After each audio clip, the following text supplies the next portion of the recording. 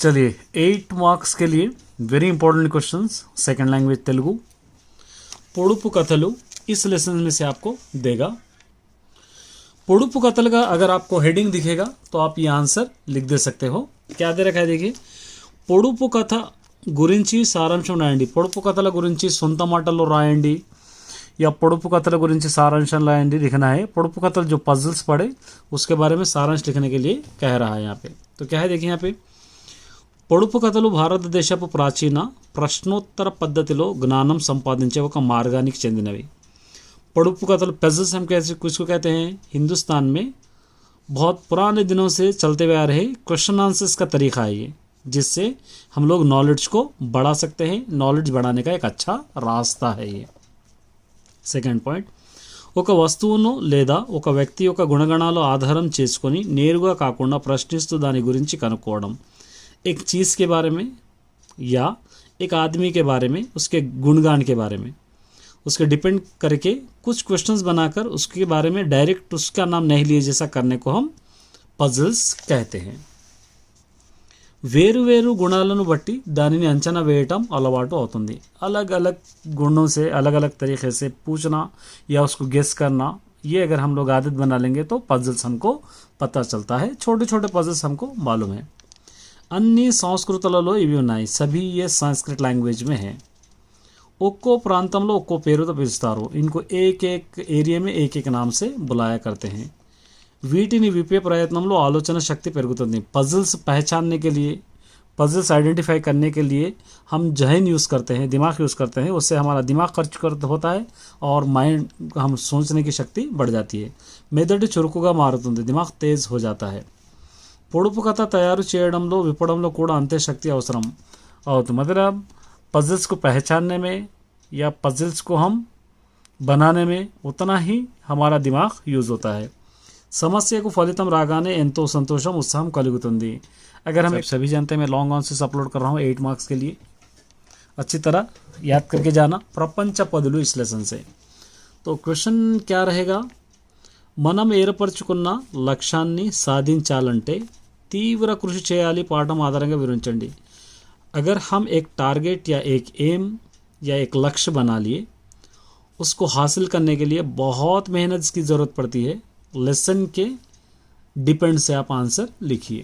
चलिए, कोई भी चीज़ हासिल करने के लिए कितनी मेहनत लगती है उसके बारे में आपको समझाना है। पहला, బ్రతకడానికి దానికి విలువ తేవడానికి ఒక లక్ష్యం అవసరం। हम जीने के लिए या उसकी इज्जत हासिल करने के लिए एक लक्ष्य, एक एम, एक टारगेट ज़रूरी है।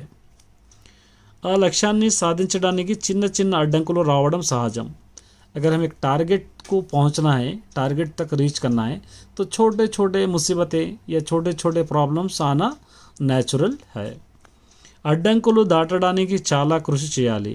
उस पड़ाव को, माने जो मुसीबतें आते हैं या तकलीफ़ें आते हैं, उसको पार करने के लिए बहुत ही मेहनत करना चाहिए। ప్రతి అడ్డంకిని దాటగానే ఆ చిన్న విజయం ద్వారా ప్రేరణ పొంది ముందుకు వెళ్ళాలి। एक अगर मुसीबत आ गई, एक प्रॉब्लम आ गया हमारे पास, तो उसको पार करने के लिए हम क्या करना है, उसको पार कर लिए समझिए, वही हमारी जीत समझकर उससे हम लोग इंस्पिरेशन हासिल करके आगे बढ़ना चाहिए। అప్పుడు లక్ష్యం ఎంత పెద్దదైనా సాధించవచ్చు। तभी हम लोग कितना भी बड़ा हमारा टारगेट रहो, हम आसानी से पहुंच सकते हैं, हासिल कर सकते हैं। లక్ష్యాన్ని బట్టి మన కృషి అవసరం పడుతుంది। हमारे टारगेट के हिसाब से हमारा इंटरेस्ट डिपेंड रहता है। దానికి ప్రకృతి నుండి ప్రేరణ పొందాలి। इसे हम नेचर से इंस्पिरेशन हासिल करना है टारगेट तक पहुंचने के लिए। కరిగే కొవ్వెత్తి, శిలాశిల్పం, కాడం, బురదలో ఉండే పద్మం, తాటాకులో ఉండే పద్యం, ఇవన్నీ స్ఫూర్తి కలిగించేవి। కరిగే కొవ్వెత్తి माने कोवत्ती, पिघलने वाली मोमबत्ती। शिला शिल्पम, एक पत्थर से किस तरह पत्थर शिल्प, एक खूबसूरत मूर्ति तैयार की गई। काडम बुरदलो माने एक लोटस फ्लावर कीचड़ में। उंडे पद्मम, ताटाकुलो उंडे पद्यम, मतलब ताटाकुलो जो पत्तों पे लिखे हुए पोएम्स, ये सभी हमारे लिए इंस्पिरेशन है। అందుకే చుట్టూ ఉన్న ప్రతి చిన్న అంశంతో ప్రేరణ పొంది ముందుకు సాగాలి। इसलिए हमारे सामने कोई सा भी एक छोटा सा छोटा है, अच्छी तरह याद कर लीजिए। 4th लेसन है भाग्य रेड्डी वर्मा। इस लेसन में क्या देगा, सांघिक దురాచారాలను మూఢనమ్మకాలను పారద్రోలడానికి మీరు ఏమి చేయగలరో వివరించండి. यहाँ पर सांघिक माने सोशल दुराचारालु दुराचार माने इनो ये जात के उनो ये जात के निचली जात के इस तरह हम डिफरेंस देखना. मूढ़नम्मकालु मतलब अंधविश्वास पारदूरने इसको ख़त्म करने के लिए मीरू एमी చేయగలరు आप क्या कोशिश कर सकते हैं इसके बारे में समझाओ कह रहा है. देखिए फर्स्ट पॉइंट, మూఢనమ్మకాలు వ్యక్తిగతంగా కుటుంబానికి చాలా నష్టం కలిగిస్తాయి. अंधविश्वास देखा गया तो व्यक्तिगतंगा सेल्फ से पूरे ख़ानदान को तबाह कर देते हैं, नुकसान कर देते हैं. సాంఘిక దురాచారాలు కుటుంబంతో పాటు సమాజానికి కూడా నష్టం కలిగిస్తాయి. ये जो हम अंधविश्वास या ये जात के वो जात के ऊंच नीच देखना, ऐसे फ़र्क देखना, ये चीज़ें सिर्फ हमारे ख़ानदान को ही नहीं बल्कि सोसाइटी को बहुत बड़ा नुकसान पहुंचाते हैं. థర్డ్ పాయింట్, సమాజంలో ప్రముఖులు మూఢనమ్మకాలను పాటిస్తే మిగతా వారు కూడా నమ్మే అవకాశం ఉంది. इस सोसाइटी में बड़े बड़े लोग अगर अंधविश्वास पे यकीन करके उस पर अमल कर रहे, प्रैक्टिकली कर रहे, तो दूसरे लोग भी उस पर प्रैक्टिकली करने का मौका मिल जाता है. इसलिए बड़े लोग ही नहीं करना चाहिए. ఫోర్త్ పాయింట్, కాబట్టి పేద ధనిక సాధారణ తేడా లేకుండా అందరూ చదువుకున్నప్పుడే ఇవి నిర్మూలించవచ్చు. इसलिए सभी लोग गरीब अमीर या सिंपल इस तरह फ़र्क नहीं देखे, जैसा सब लोग पढ़ लिखेंगे तभी इस चीज़ को हम ख़त्म कर सकते हैं. फिफ्थ पॉइंट, మూఢనమ్మకాలను నిర్మూలించడానికి हेतुबद्धమైన ఆలోచన అవసరం. इस अंधविश्वास को ख़त्म करने के लिए एक अच्छा सा आइडिया हमको चाहिए, तभी हम इसको ख़त्म कर सकते हैं जड़ से. सिक्स पॉइंट, అందుకోసం मैजिक शो వంటి చాలా అవసరం. इस अगर अंधविश्वास को ख़त्म करना है तो छोटे छोटे मैजिक शो हम लोग करना चाहिए. मैजिक शो के ज़रिए वो लोगों को प्रैक्टिकली करके बताएंगे तो समझ में आता. 8 पॉइंट, అలాగే వరకట్న బాల్య వివాహాలు వంటి దురాచారాలను కూడా నిర్మూలించాలి. उसी तरह जो डॉरी सिस्टम है या बचपन में शादी कर चाइल्डहुड मैरिजेस है, इन चीज़ों को भी ख़त्म करना, इन चीज़ों को भी दुनिया से हटा देना हमारी जिम्मेदारी है. కాలాన్ని బట్టి సాంఘిక దురాచారాలు మారే అవకాశం ఉంటూనే ఉంటుంది. वक्त के हिसाब से जो सांघिक का सोशल दुराचार है, मतलब जुल्म है या ऊंच नीच का फ़र्क है, ये वक्त के हिसाब से बदलने का चांस भी रहता है. వీటిని తగ్గించే ప్రయత్నం చేయాలి.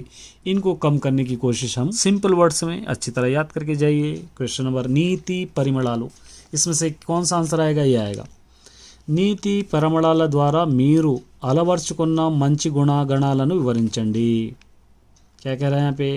नीति परिमళాలు, दो आप लोग मोरल एक्टिविटीज़ जो सीखे हैं, मोरल पोएम सीखे हैं, उससे आप अच्छे थॉट्स या अच्छे आदतें किस तरह बना लेते हैं उसके कुछ एग्जाम्पल्स लिखिए बोलकर यहाँ पर कह रहा है. फर्स्ट पॉइंट, ఒంటరిగా నడవకూడదు, अकेले नहीं चलना चाहिए.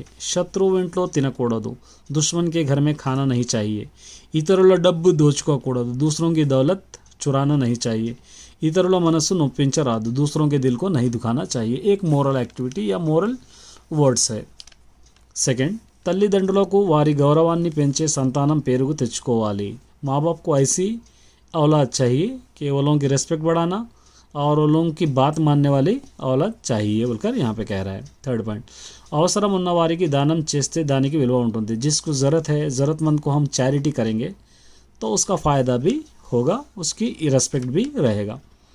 ఏ పనైనా సొంత ఆలోచనతోనే కాకుండా 10 మంది అడిగిని చేయాలి. कोई भी काम करने से पहले अपनी सोच से नहीं करना बल्कि 10 लोगों से आइडिया लेके 10 लोगों से एडवाइस लेके करेंगे तो हमको कामयाब सक्सेस हो सकता है वो काम. ఎంత డబ్బు సంపాదించినా कितनी दौलत भी कमा लो, దానిని సరిగ్గా వాడుకోక उसको हम सही यूज़ नहीं करेंगे तो సరైన అవసరం ఉన్న వారికి ఇవ్వక जिसको ज़रूरतमंद है वो लोगों को नहीं देंगे तो అది దొంగల పాలవుతుంది. आखिर में वो थेफ्ट चोरी करया जाता है या चोर लेके चले जाते हैं.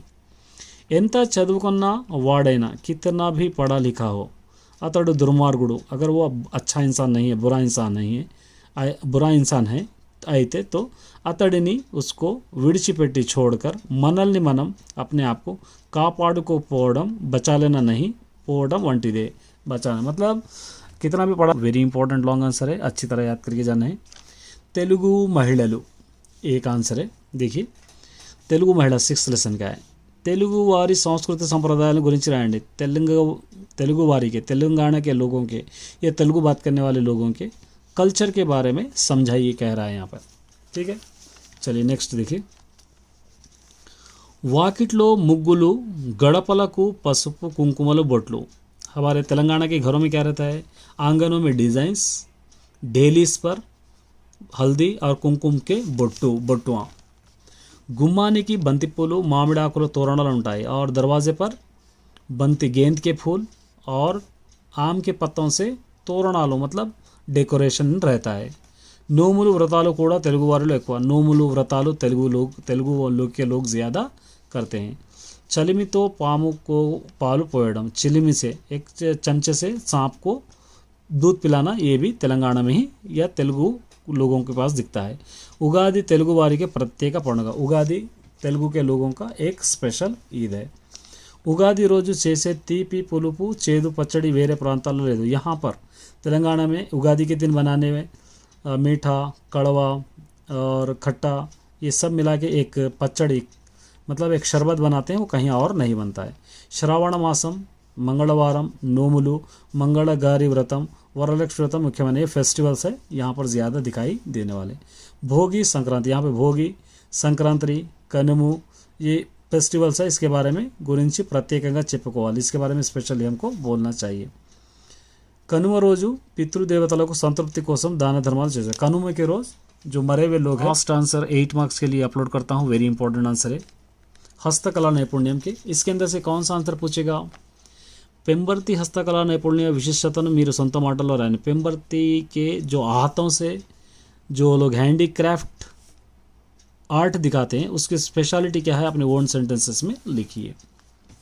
देखिए, కాకతీయుల కాలంతో मैंने काकतीय के दौर से शिललपై पत्थरों पे शिल्पालु मतलब मूर्तियाँ చెక్కిన కుటుంబాలు మూర్తిयाँ बनाए सो ఫ్యామిలీస్ పెంబర్తి में ఇప్పుడు ఇత్తడిపై अभी वो लोग पीतल या तांबे पे తమ కళను अपने आर्ट को చూపుతున్నారు दिखा रहे हैं। आ తర్వాత జీవనోపాధి కోసం उसके बाद अब वो ख़त्म हो गया, अपनी ज़िंदगी जीने के लिए బంగారం వెండితో सोना और चांदी से आभరణాలు చేయడం जेवरात बनाना ప్రారంభించారు, शुरू करें। कठिनమైన రాళ్లతో చైతన్యం కలిగించిన చేతులు खतरनाक मतलब डेंजरस पत्थरों पे मुश्किल पत्थरों पे अपना आर्ट दिखाए सो सख्त हाथ సున్నితమైన బంగారం नाजुक सोना या चांदी పనులు చేయడం काम करना आश्चर्य में కానీ ताज्जुब हमको लगता है కానీ लेकिन कళ गुరించి వీరు हृदय में వెల్లడి చేస్తుంది। एक आर्ट के बारे में वो लोगों को दिल से पूछो, वो लोगों का दिल क्या कहता है आर्ट के बारे में। రాళ్లపై చూపెట్టిన పని తనమే ఇత్తడి రేకులపై చూపించగలగడం వీరి ప్రత్యేకత। पत्थरों पे जो आर्ट दिखाए हैं वो आर्ट है, वो लोग इत्तड़ी माने पीतल या तांबे के शीट्स पर भी बताए, ये लोगों की स्पेशलिटी है। निज़ाम नवाबुलु कालंलो उन दौर में जागीरदारुलु माने बड़े बड़े पैसे वाले బంగారం వెండితో सोने और चांदी से సున్నితమైన बहुत नाजुक वस्तुవులు चीज़ें చేయించుకునేవారు बना लेते थे। वारी स्त्री आभरणालु కూడా चेंज हुआ और लोगों के औरतों के लिए कोशिश कीजिए। 7th लेसन आपने ऑलरेडी पढ़े हैं। 7th लेसन कनुपर्ति वर्णिंచిన श्रमजीवी जो लेसन आप पढ़े हैं उसी का है, मतलब कनुपर्ति वर्णिंచిన करपर्ति वरलक्ष्मी में ये पोएट है, उन्होंने समझाए हुए डिटेल श्रमजीवी औन्नत्यम माने जो श्रमजीवी होती है मेहनत करने वाली होती है मेहनती होती है, उसके बारे में आप अपने ओन सेंटेंसेस में लिखिए। या कहीं पर भी श्रमजीवी अगर दिख रहा है तो ये आंसर आप लिख सकते हैं। श्रमजीवी एक कंपलसरी आपको देगा, लॉन्ग में भी दे सकता है, 4 मार्क्स में भी आपको दे सकता है, तो ये आंसर आपको याद करना ही पड़ेगा। चलिए इसका आंसर देखेंगे। देखिए यहाँ पे कनुपर्ति वर्णिंచిన श्रमजीवी नायकुरालु कादु, कनुपर्ति जो लेसन में समझाया गया है उनके बारे में वो एक लीडर नहीं है, वो का सामान्य जीवी एक आम लिविंग थिंग है। प्रतिरोजु అందరికంటే ముందు నిద్ర లేచి हर दिन सबसे पहले नींद से बेदार होकर ఒక బుట్ట చీపురుతో వచ్చి एक बुट्टे के साथ और एक झाड़ू के साथ आकर विधुलन्नी शुभ्रंगा उड़ुस्तुंदी, पूरे स्ट्रीट्स पूरे बाजारें बहुत ही साफ सुथरा करती है। చెత్తను పోగు చేసి उस जो చెత్త जमता है जो कचरा जमा होता है उसको जलाकर बुट्टलो या पोगु मतलब जलाकर ही कहते हैं या जमा करके एक जगह जमा करके भी बुट्टलो की एत्ती उस बुट्टे में डालकर गुट्टुगा वेसी एक पहाड़ की तरह जमा कर तगला बेड़तुंदी आग लगा देती है। पर्यावरणम ध्येयंगा ये हमारा एटमॉस्फेयर जो हमारा पर्यावरण मतलब जिसको पोल्यूशन नहीं हुए जैसा पनी चेसे आमे पोल्यूशन को रोकने के लिए पोल्यूशन नहीं हुए जैसा वो औरत यहाँ पे तमा तमा तरतमा भेदालू लेकुंडा कोई डिफरेंस नहीं रहे जैसा मतलब ये इनकी रोड है या उनकी रोड है इस तरह नहीं बोले जैसा పనిలో మునిగిపోతుంది अपने काम में डूब जाती है ये రోజైనా తను రాకపోతే अगर किसी भी दिन वो नहीं आए ఆ విధులన్నీ చెత్తతో నిండిపోతాయి वो जो स्ट्रीट है वो पूरे कचरे से भरे हुए रहते हैं అప్పుడు ఎందుకు రాలేదని ఎవరు అడగరు उस दिन कोई भी ये नहीं पूछ सके कहीं को नहीं आई बेचारी बोलकर ఆమె కష్ట సుఖాల గురించి ఎవరు తెలుసుకోరు उसकी मुसीबतों के बारे में कोई भी मालूम नहीं कर लेते సమాజ సేవ చేస్తున్న ఆమె ఔన్నత్యాన్ని వందనం ఆచరిస్తున్నాం जो सोसाइटी की सेवा कर रही है उसके काबिलियत के लिए हम सब उनको तारीफ करते हैं अनि रचयिता नारवलकर पोएट कहा। तो ये एक इम्पोर्टेंट आंसर और ये आंसर अच्छी तरह याद करना है आपको और हो सका तो लिख लीजिए क्योंकि शॉर्ट में लिख दिए से और उम्मीद करता हूँ कि आपको अच्छा लगा होगा। All the best.